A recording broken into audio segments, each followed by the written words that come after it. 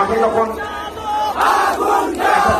খালের মধ্যে নামিয়ে দিল তখন অনেক পোকা লাগছে। আমি তখন সবাইকে ক্রস ফায়ার করবে, একটি ঘরে 4 থেকে 5টি বার আমি আতঙ্কের মধ্যে দিয়ে পাস করেছি সময়।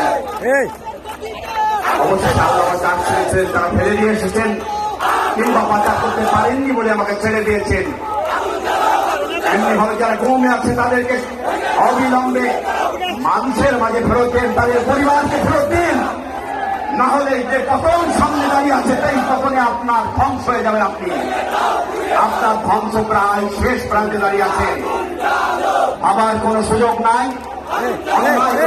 মানুষ থেকে থাকে আগামী দিনে আওয়ামী লীগ সরকার আজ যে কাজটি করেছে, আগামী সরকার যে সেই কাজটি করবে সেখানে আমাদের সমর্থ থাকবে তা নয়।